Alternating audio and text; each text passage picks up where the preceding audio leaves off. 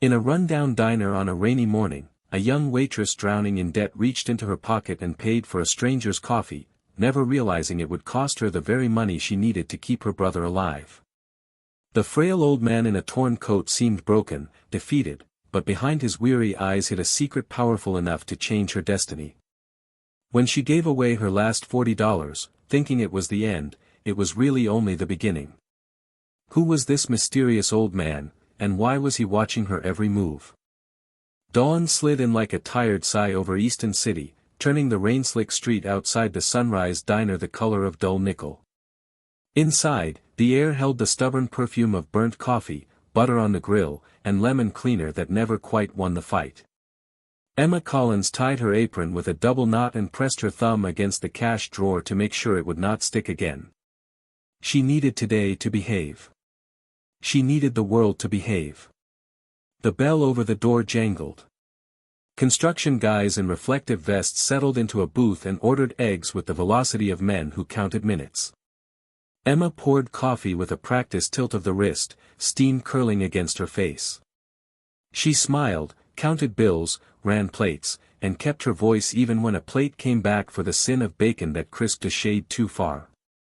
All the while, her phone vibrated in her apron pocket like a heartbeat she could not ignore.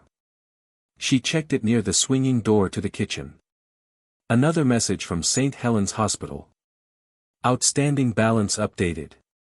Payment required to avoid interruption. She swallowed. She pictured Noah in his room at home, thin shoulders in a sweatshirt, inhaler near his pillow, the stubborn grin he used when he was trying not to worry her. 14 was too young to study the math of medicine. 14 was too young to memorize the price of breathing.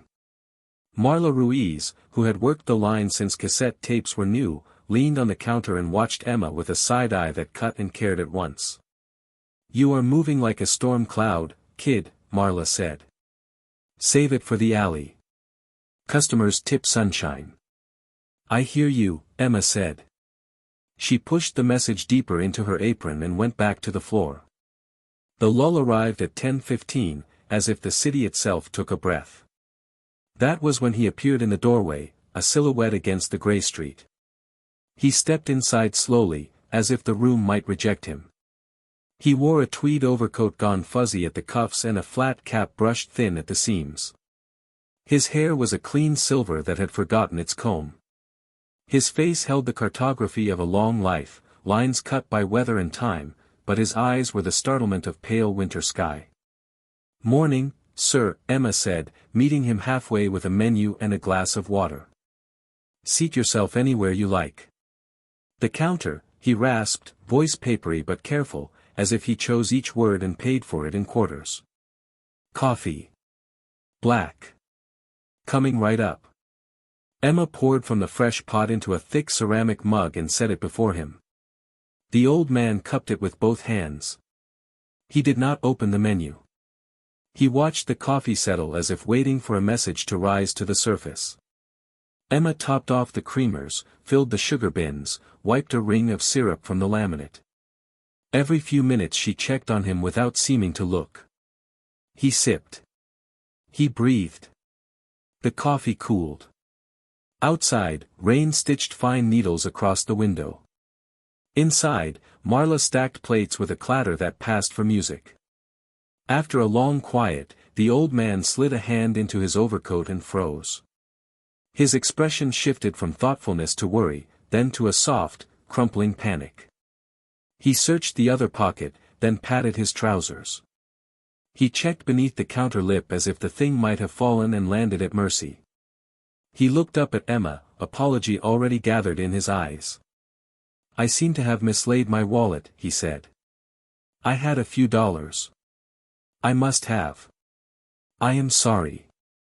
Marla snorted from the pass window without turning around. "Happens every week, different face, same story." Emma set the check face down on the counter as if it were nothing but paper. "Do not worry about it," she said. "Coffee is on the house today." "I could not," he began. "You already did," she said lightly. "You drank it.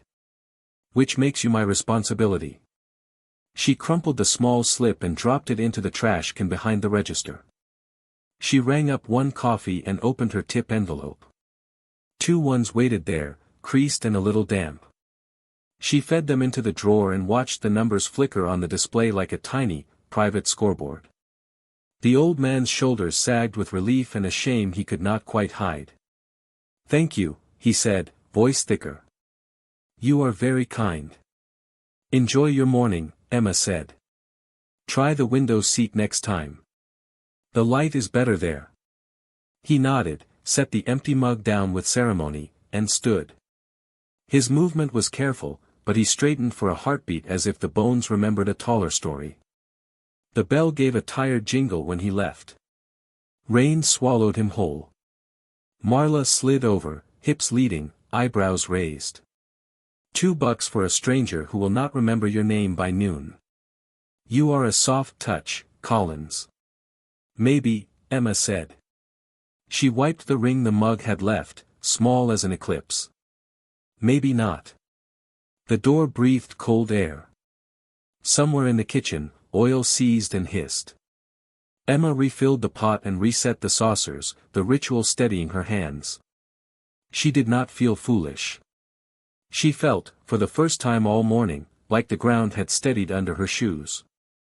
At 11, the rush resumed with the ungentle rhythm of a drum line. Emma moved through it cleanly, every step mapped, every smile real enough to trust. She did not notice until much later that the old man had watched her the entire time, eyes bright as glass, taking her in like a measure of weather. By then he was gone, and the only proof that he had ever been there at all was the lightness in her chest that refused to collapse. The week that followed carved new grooves of worry into Emma Collins's life. The landlord slid a pink notice under her apartment door with the blunt certainty of a hammer. 30 days. Pay 3 months of back rent or pack up and leave. At night, the fluorescent paper seemed to glow from the kitchen counter like a threat that never closed its eyes. And then came the call from St. Helens. Noah's specialist spoke in calm tones, but Emma could hear the unspoken price tags hanging from every syllable. A new treatment was necessary. Insurance covered part, but not enough. It never did. Emma hung up the phone with her brother's cough echoing down the hallway and the walls of their small apartment pressing in like fists. She worked double shifts. She let exhaustion seep into her bones like winter damp. At the diner, she poured coffee with her left hand while tallying bills in her head with her right. Every tip was a soldier, every dollar a defense against collapse. Her smile was brittle, but she forced it because customers tipped sunshine, and no one needed every ray she could fake. By Thursday, Emma felt hollowed out. The lunch rush churned like a storm, plates clattering, voices sharp, orders shouted through the steam. She moved through it automatically, balancing trays, soothing tempers, dodging Marla's sharp glances. And then, when the storm broke into a lull, the bell over the door jingled. The old man shuffled in again. Emma froze mid-step, her tray balanced with 2 mugs of coffee. He wore the same frayed tweed coat, the same cap pulled low, the same clouded eyes that seemed to hold an ocean of silence. He slid onto the same counter stool as before, his hands trembling slightly as they rested on the worn wood. He looked up, searching the room, until his gaze found hers. A flicker of recognition passed between them.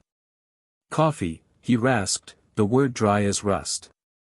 Black. Emma's heart gave a startled flutter. Relief? Annoyance?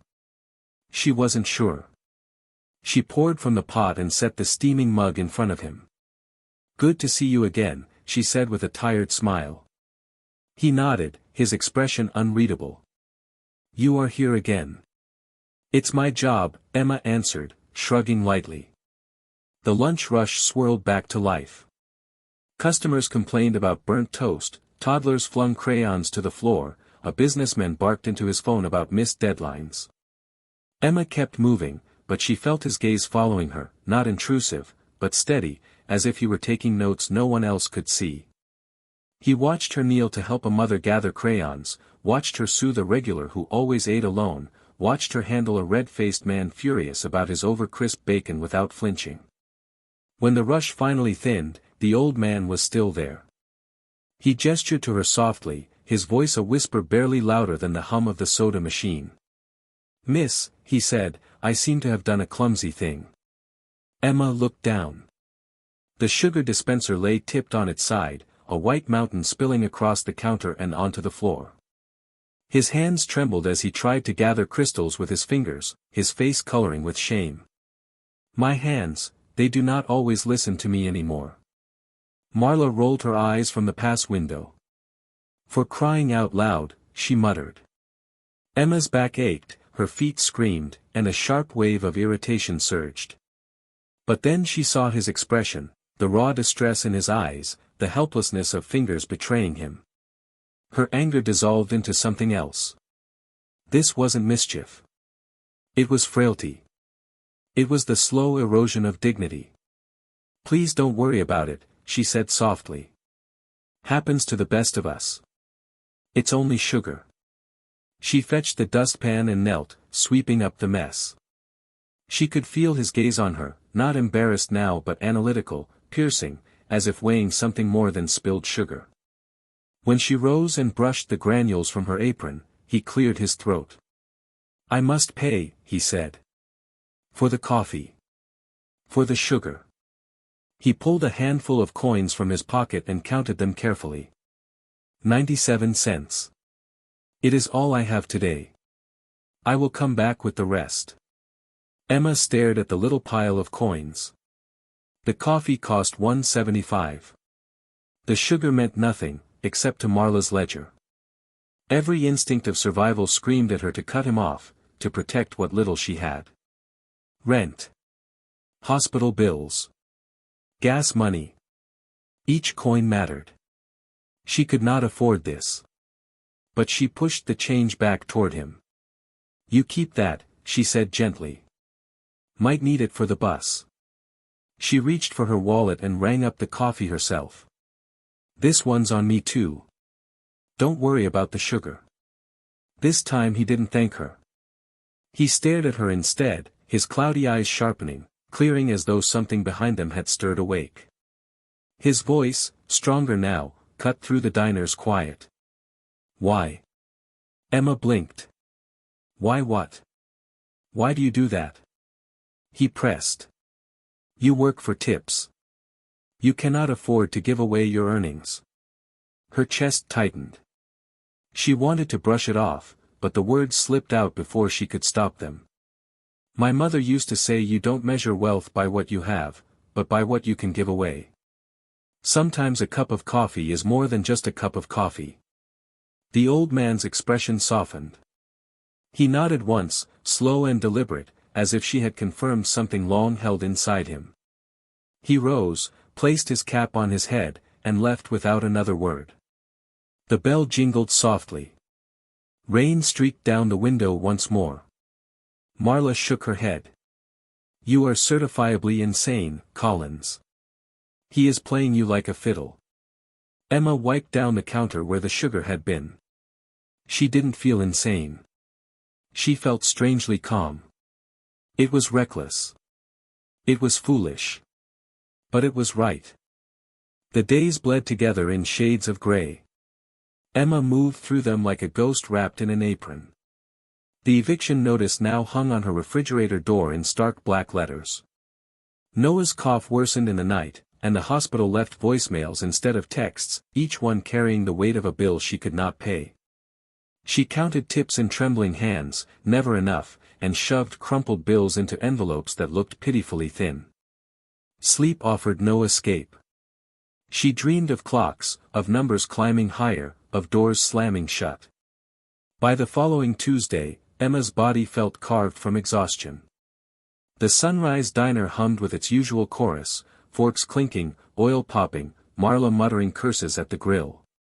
Emma filled mugs with stale coffee, plastered on smiles that cracked at the edges, and willed her legs not to buckle beneath her. At 3 o'clock, the bell above the door jingled, and her chest tightened with dread and relief all at once. The old man had returned. He moved slower this time, his frame hunched against the invisible weight of years. His eyes, pale and cloudy, found her instantly. Without hesitation, he slid into a booth in the far corner instead of his usual stool at the counter. Emma approached with her order pad, bracing herself. "The usual?" she asked, voice flat with fatigue. He nodded. "Coffee. Black." She poured it and placed the mug gently before him. She expected silence, expected him to sit as still as stone. But today his hands trembled worse than she had ever seen. His face looked ashen. His lips pressed together, thin with strain. He leaned closer, his voice breaking like brittle paper. "My dear. I am in terrible trouble." Emma's heart sank. Here it comes, she thought. The story. The excuse. The reason. Brenda's cynical voice echoed in her mind, warning that he would come back with some tale of woe, some trick to loosen her purse strings. "It is my granddaughter," he whispered. "Today is her birthday. She is 7. I was meant to meet my son and give her a gift. I saved $50 for weeks, but I lost it. Must have fallen from my pocket on the bus." He looked down at his empty, trembling hands. "I cannot show up with nothing. She would be crushed. And my son, he will be so disappointed in me. Please, could you possibly lend me $20? Just 20. I swear I will pay you back when my pension arrives next week." Emma's breath caught in her throat. $20. To her, it might as well have been 20,000. It was the gas money she needed for Noah's hospital appointments. It was the groceries she planned to buy on the way home. It was the thin rope keeping her from slipping entirely into ruin. Every rational instinct screamed no. No, because he was a stranger. No, because she could not afford it. No, because she had nothing left to give. And yet, his story cut her open. She saw not a con artist but a grandfather. She thought of Noah, how his eyes lit up when she brought him small surprises, how her heart broke every time she imagined letting him down. The desperation in this man's voice mirrored her own. Emma walked to the back near the lockers, her hands shaking as she pulled out her wallet. Inside was a $50 bill and a few ones, her meager earnings from a catering job she had picked up on her only day off. It was meant to buy her time with the landlord, a pathetic down payment on 3 months of overdue rent. She stared at the 50 as if it were her very lifeline. Slowly, she pulled out 2 20s and a 10. She folded the 2 20s together and slipped them into her apron. The 10 she tucked back into her wallet. A voice in her head screamed, "Fool, martyr, idiot." She ignored it. She returned to the booth, her throat tight, and slid the folded bills across the table. "Here," she whispered. "This is 40. Get her something nice. And get yourself a hot meal." The old man's eyes widened. His mouth fell open as if she had handed him the moon. I only asked for 20, he stammered. "I know," Emma said, her voice trembling. "But a 7-year-old deserves something special on her birthday." The diner seemed to fall silent around them. For a moment, the world narrowed to his pale eyes and her shaking hands. He reached across the table and, for the first time, touched her. His skin was paper thin, but his hand was warm as it clasped her wrist. "Are you sure?" he asked, his voice filled with raw intensity. "You look as though you carry the weight of the world." A single tear slid down Emma's cheek before she could stop it. She wiped it away quickly. "I am sure," she whispered. "Just make your granddaughter happy." He studied her face with an expression that was no longer clouded, no longer feeble. It was sharp. Focused. Searching. Slowly, he pocketed the money, then stood with surprising steadiness. His voice, clear and firm, carried a weight that made Emma's blood run cold. "I will not forget this, Emma Collins." Her name. Spoken with purpose. Spoken like a promise. Before she could respond, he turned and walked out, the bell above the door giving its faint jingle. Emma stood frozen by the booth, her wrist tingling where his hand had rested, a $40 hole burning in her soul. For the first time, she felt she had given away more than she could bear. And for the first time, she feared she had made the biggest mistake of her life. 2 days passed. The old man did not return. Emma found herself scanning the diner door each time the bell jingled, a knot of anxiety tightening in her stomach. She hated herself for it. She hated the way hope flickered every time the door opened, only to be smothered when it was just another office clerk, another family with noisy kids, another trucker with grease on his hands. Marla, ever watchful, wasted no chance to jab. "So, Grandpa Warbucks hasn't paid you back yet, huh? Maybe he and his granddaughter are sipping piña coladas in Bermuda on your grocery money." Her laugh was sharp and humorless. Emma had no defense. The $40 was gone, and with it went her last measure of security. She had to borrow gas money from another waitress just to drive Noah to his next hospital appointment. That humiliation stung more than Marla's barbs. By Saturday morning, Emma felt hollowed out. She moved through the diner on autopilot, pouring coffee, clearing plates, smiling until her cheeks ached. The lunch crowd churned like a tide, and in the middle of it all, the bell jingled. But it wasn't the old man. This time, a very different figure stepped inside. He was tall, dressed in a perfectly tailored charcoal suit that gleamed in the diner's dingy light. His shoes were polished to a mirror shine. His silver-rimmed glasses caught the glare of the fluorescence as he scanned the room with an assessing gaze. Late 50s, Emma guessed, but strong, composed, and sharp in a way that set him apart from the weary regulars. He moved with quiet authority, a man accustomed to being noticed without asking for attention. He chose a booth in the far corner, the very booth the old man had sat in during his last visit. Emma's stomach tightened. When she approached, order pad in hand, he didn't bother with small talk. "Black coffee," he said, his voice deep, measured, and precise. "And a menu." She brought both, but he never opened the menu. Instead, he placed a leather folio on the table, opened it, and began to glance through pages, though Emma noticed his eyes flicked up often, scanning the diner, watching everything. Hours passed. He sat through the lunch rush, nursing that one cup of coffee. He asked for refills, each time paying with a crisp $20 bill and telling her to keep the change. The tips were generous, far more than she was used to, yet they felt strangely hollow, like transactions devoid of warmth. Marla nudged Emma as she passed with a tray. "Now there's the kind of customer you should butter up. Look at him, old money. Probably a banker. Flash him that smile, and maybe you'll land yourself an inheritance." Emma shook her head. Something about the man unsettled her. His gaze was too precise, too evaluative. It wasn't the leer of someone trying to flirt. It was colder, like he was studying her, measuring her every move. By 3 o'clock, the diner had emptied to its usual afternoon lull. The man in the suit still hadn't left. He hadn't eaten, hadn't touched the menu. He just sat, watching. Emma busied herself with busywork, wiping already clean counters, refilling condiments that didn't need it. The weight of his gaze pressed into her back no matter where she moved. The bell jingled again.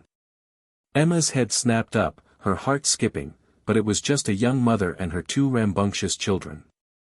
She forced a smile, took their order, and when she turned, the suited man's eyes were still on her. For the first time all day, he moved. He gave the smallest, almost imperceptible nod. Not friendly. Not casual. A signal. As if some silent conclusion had been reached.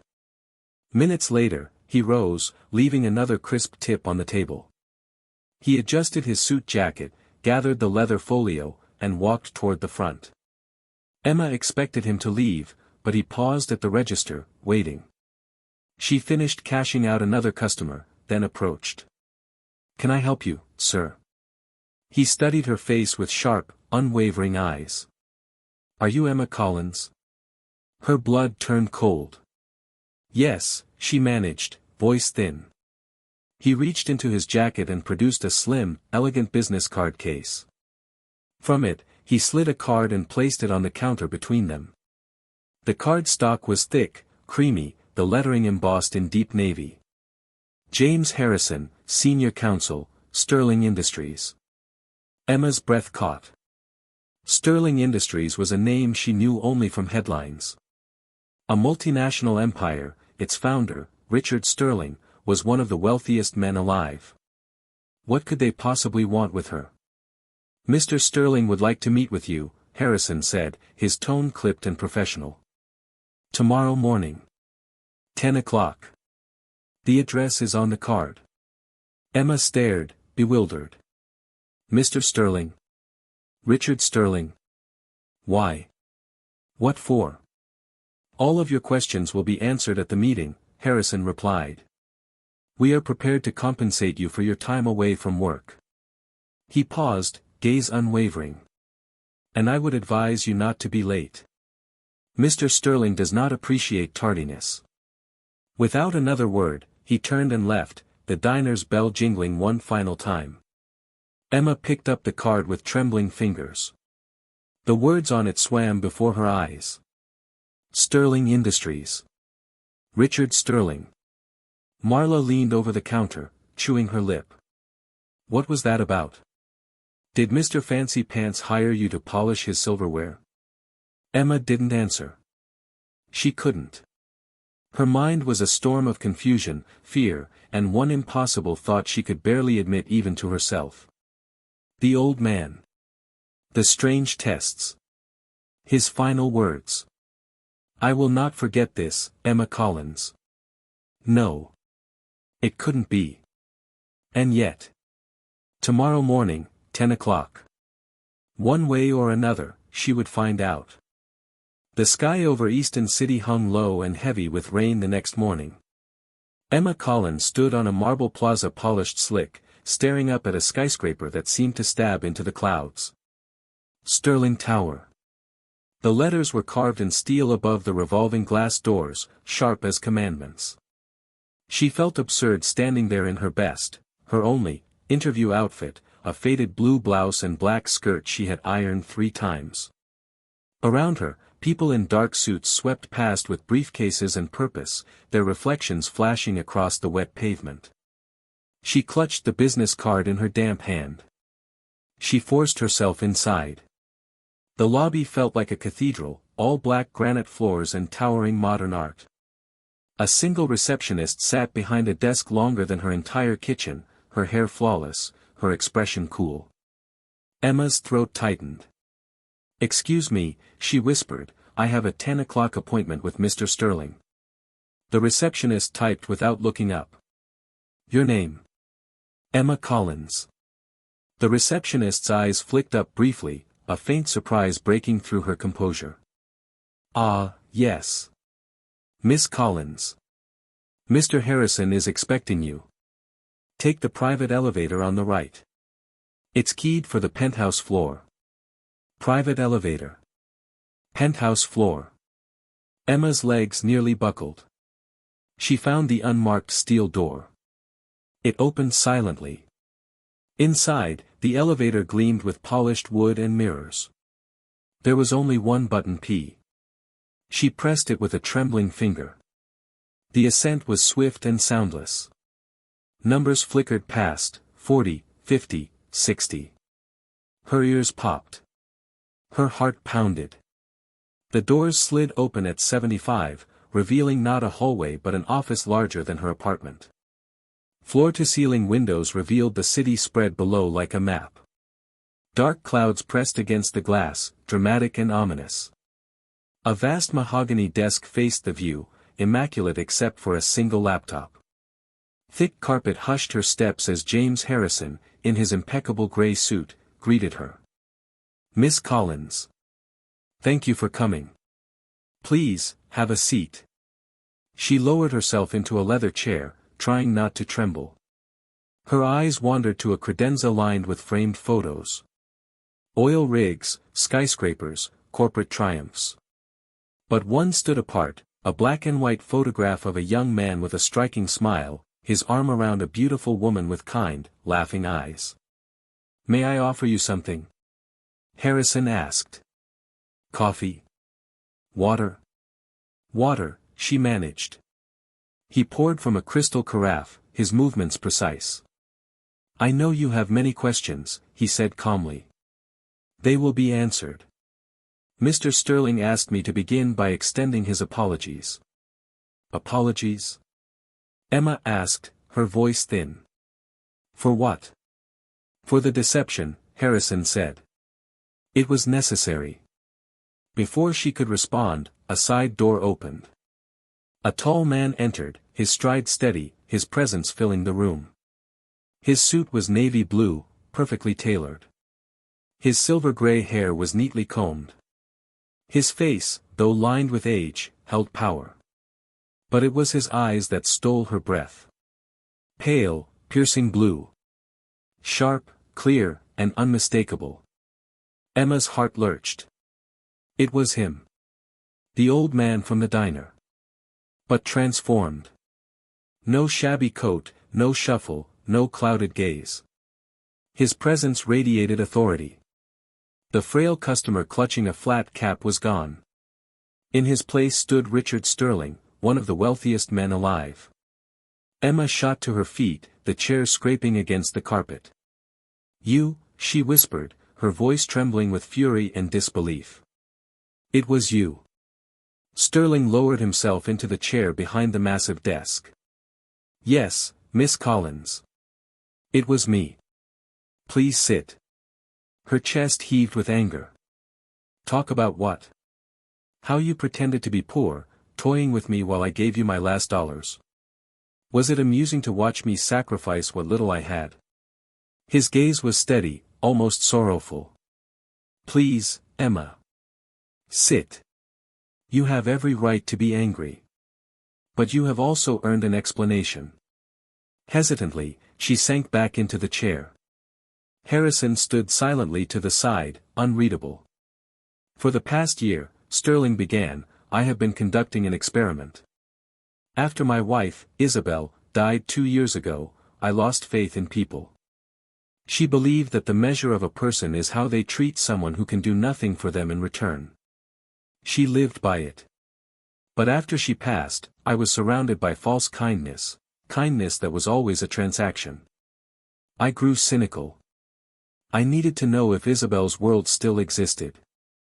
He gestured toward the photograph of the smiling woman. "She was my heart. When she was gone, I doubted everything she stood for. So, I put on a disguise. I became invisible. A burden. A nobody. I wanted to see if anyone would show kindness without expecting reward." He leaned forward, eyes locking with hers. Most turned away. Some offered grudging charity. But then I walked into your diner. You paid for my coffee when I had nothing. You did it with grace. The second time, I spilled sugar, testing your patience. You knelt on a dirty floor, refused my pocket change, and shared your mother's wisdom. And the last time, his voice grew heavy, I invented the cruelest test. I asked for money when you had none to spare." Emma's throat tightened. Her $40, her last fragile hope. "You gave me more than I asked for," Sterling said softly. "At your lowest, you chose compassion. In that moment, you gave me back the world my wife believed in. You proved her light had not gone out." Emma sat frozen, her anger melting into stunned silence. She thought of the sugar crystals under her fingertips, the weight of his hand on her wrist, the despair she had felt handing him those bills. Now it all shifted, reframed as something larger than humiliation. Sterling slid a thick leather-bound folder across the desk. "This," he said, "is the Isabel Sterling Foundation for Compassionate Care. It will be endowed with $500 million. Its mission is to help the forgotten, the invisible. But it does not need another suit from Wall Street. It needs someone who understands what true compassion means." Emma stared at the folder, words caught in her throat. "I am offering you the position of executive director," Sterling continued. "You will shape its vision. Your salary will be $300,000 a year. And its first act, effective immediately, is to assume the full lifetime cost of Noah's medical care, wherever in the world you choose." The office fell silent. The rain streaked the glass. Emma's pulse thundered in her ears. This wasn't a reward. It was a calling. A chance to step into a life she had never dared to imagine. Her lips trembled as she whispered the only word she could find. Yes. Life changed with a velocity that left Emma dizzy. The machinery of Sterling Industries moved like a vast, unseen engine, swallowing her old world and replacing it with another. Within 24 hours, a team of world-class doctors reviewed Noah's case. By the second day, Emma sat beside him on a private medical jet, the steady hum of engines carrying them toward a clinic in Switzerland whose name she had only ever seen in glossy magazines. Noah stared wide-eyed at the leather seats and polished fixtures, his fingers gripping hers. "Is this real, Em?" he asked, his voice cracking between awe and disbelief. "It's real," she whispered back, fighting tears. "And it's only the beginning." For the first time in years, the constant knot of dread in Emma's chest loosened. The shadow of overdue bills, the suffocating fear of eviction, the helpless calculations of medicine versus money, gone, swept away as if they had never existed. In their place was something foreign, something terrifying in its unfamiliarity, peace. While she stayed with Noah in Switzerland, James Harrison and his quiet, efficient team dismantled the remnants of her old burdens. The rent was paid. Her account with the hospital cleared. Even the threatening pink notices vanished, replaced with silence. By the time she returned to Easton City, she no longer walked into her cramped apartment. Instead, she opened the door to a bright, secure flat in a downtown high-rise, modern, safe, furnished with care. It felt like stepping into someone else's life. But Emma was not free of the past until she made one final stop. The Sunrise Diner looked smaller than she remembered, its windows streaked with grease, its booths cracked and weary. The smell of burnt coffee and bacon grease clung to the air. Marla stood behind the counter, polishing forks with her eternal scowl. When Emma stepped inside, the bell above the door jingled, startling her with its familiarity. "Well, look who finally decided to show up for a shift," Marla muttered without glancing up. "Thought you ran off with Prince Charming."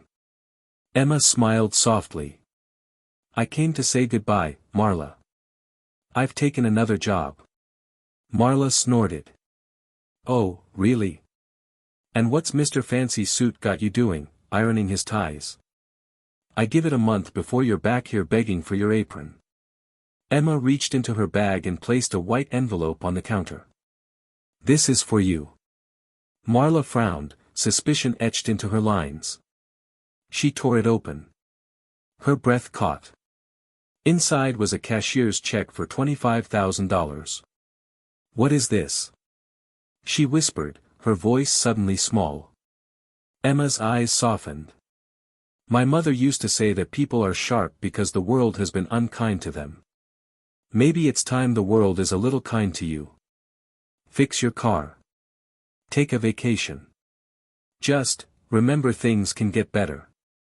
Marla's tough mask cracked. Her eyes shimmered as she clutched the check like a lifeline. "But, that old man," she murmured, still disbelieving. "Who was he?" Emma paused at the door, looking back one last time. "He was just a man who needed a cup of coffee." Then she stepped outside, leaving the diner, the cracked booths, and the bitter smell of grease behind. Her new life began on the 74th floor of Sterling Tower. The office assigned to her mirrored Richard Sterling's own, glass walls stretching into the sky, the city sprawling beneath like a living map. Yet Emma quickly made it her own. She hung photographs, not of sterile boardrooms or oil rigs, but of Noah smiling in the Swiss sunlight, of families whose lives the foundation touched, of children holding donated schoolbooks with joy brighter than any skyline. Richard became her mentor, guiding her through contracts, budgets, and decisions heavy with consequence. But he never told her what to feel. Compassion, he reminded her, was her compass. He trusted it more than numbers, more than profits, more than the advice of men in suits. Emma discovered she had a gift. She could cut through red tape with patience sharpened by years of survival. She could see the human being hidden behind each case file. And with every project, every family helped, she felt herself grow into a role that once seemed unimaginable. She was no longer balancing trays in a diner. She was balancing the scales of justice and kindness in a world that had nearly broken her. Months later, Richard walked into her office carrying two familiar mugs, thick, chipped ceramic, the kind used in diners across the country. He handed her one. Black coffee. "I thought you might need a break," he said, standing beside her at the window.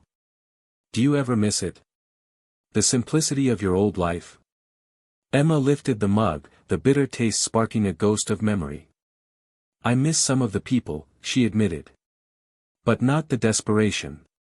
For so long, I thought kindness was my weakness, something I couldn't afford. That $40 I gave you, it felt like the end of the world." She turned to him, her eyes steady, voice calm. "I was wrong. It wasn't an expense. It was the greatest investment I ever made." Richard Sterling smiled, the warmth reaching those pale blue eyes that had once tested her so mercilessly. In that quiet moment, with the city beneath them, they stood not as Billionaire and Waitress, but as two souls who had discovered that compassion, simple, uncalculated compassion, was more powerful than wealth itself. The months that followed unfolded with breathtaking speed. Emma Collins, once a waitress balancing plates and pennies, now found herself navigating a different kind of balancing act: responsibility, influence, and a voice that mattered in boardrooms where decisions shaped lives. The Isabel Sterling Foundation for Compassionate Care opened its doors under her leadership, and with it came a flood of requests, applications, and desperate letters from across the country. At first, Emma felt swallowed by the scale. Hundreds of stories arrived each week: families bankrupted by medical bills, students crushed under tuition, veterans fighting silent wars at home. Every file she opened felt like a mirror of her old life. She could not read them without hearing Noah's cough, without remembering the humiliation of counting coins to pay for gas. Richard Sterling sat with her in those early weeks, his calm presence grounding her. "The numbers are large," he told her, "but never forget they are only symbols. What matters are the faces behind them. That is why you are here. You see what most of us have forgotten." Emma learned quickly. She surrounded herself with a small team, not hardened financiers but people who had known struggle: nurses, teachers, a single father who once worked 3 jobs to keep the lights on. Together they cut through bureaucracy, prioritizing dignity over red tape. The foundation became known for acting swiftly, for refusing to let compassion be smothered by process. Word spread. Media outlets caught wind of the young woman who had gone from waitress to director of a $500 million foundation almost overnight. Journalists scrambled for her story, but Emma declined interviews.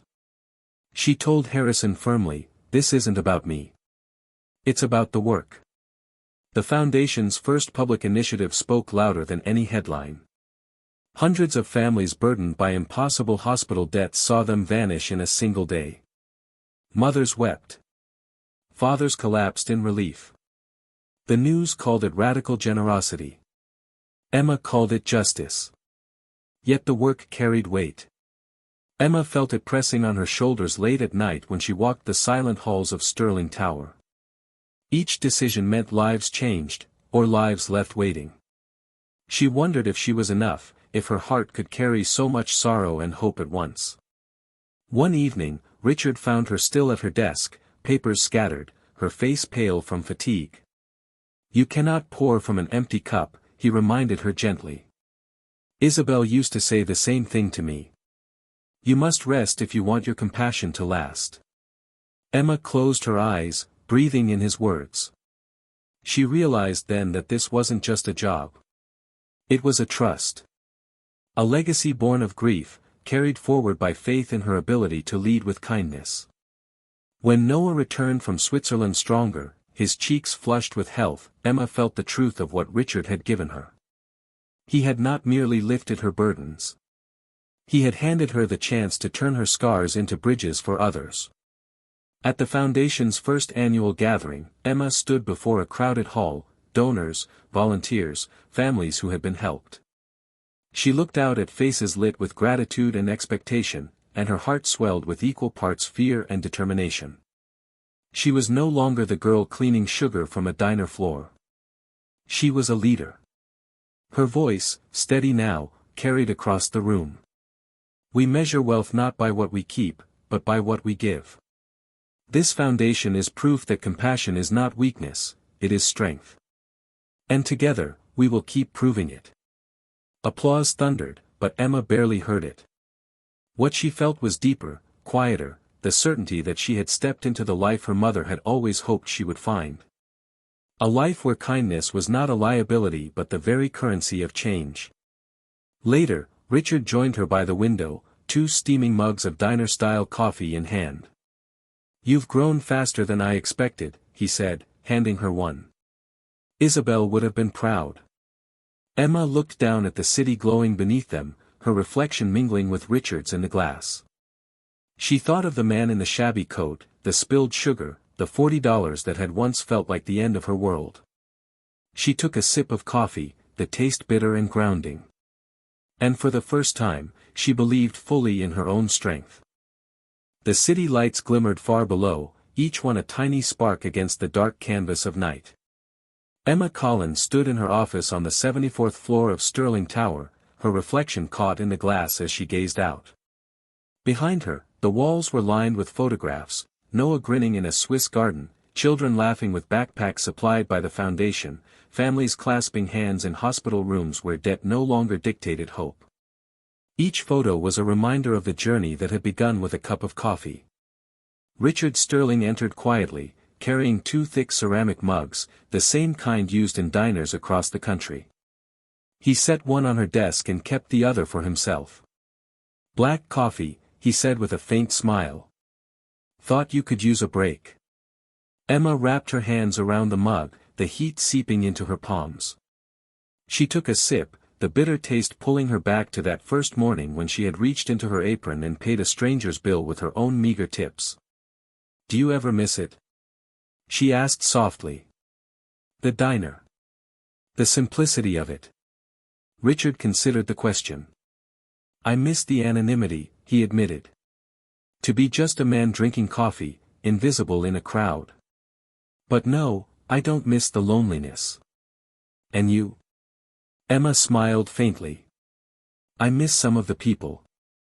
But I don't miss the desperation. For so long, I believed kindness was weakness. That it was something I couldn't afford. When I gave you that $40, it felt like the end of the world." She turned toward him, her eyes steady and clear. "I was wrong. It wasn't an expense. It was the greatest investment I ever made." Richard's pale blue eyes warmed, the lines at their edges deepening as he smiled. "An investment that changed both of our lives." Silence settled between them, not heavy but full, rich with the unspoken understanding that their paths had crossed for a reason far greater than chance.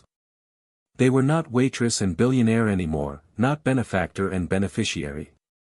They were 2 people who had discovered, in the darkest corners of life, that compassion was the one currency that never lost its worth. Emma lifted her mug again, staring into the black surface of the coffee. She thought of her mother's words, of sugar crystals scattered on a diner floor, of the trembling hand that had once clasped hers. She thought of the countless lives still waiting to be touched by kindness. The world outside pulsed with restless energy, but inside the office, time slowed to a heartbeat. Emma Collins, once a young woman drowning in debt and despair, now stood as proof of a truth too easily forgotten, that a single act of kindness can ripple outward, reshaping futures, rewriting destinies, and reminding us all that humanity's truest wealth lies not in what we keep, but in what we give away. And as she sipped her coffee beside Richard Sterling, she knew with absolute certainty that the story had only just begun. This story reminds us that true wealth is never measured by the money we keep, but by the compassion we are willing to share. A single act of kindness, even when it feels small or costly, can ripple outward to change lives in ways we never imagine. Emma's journey shows that generosity in our darkest moments is not weakness, it is strength, and sometimes it becomes the very key that unlocks a brighter future. This is a fictional story, written to feel realistic, so that its message can inspire us to reflect on the power of kindness in our own lives. Thank you so much for watching. If you enjoyed this story, please leave your thoughts in the comments, give it a like, and don't forget to subscribe for more inspiring stories like this one. Your support helps us continue sharing meaningful tales with you.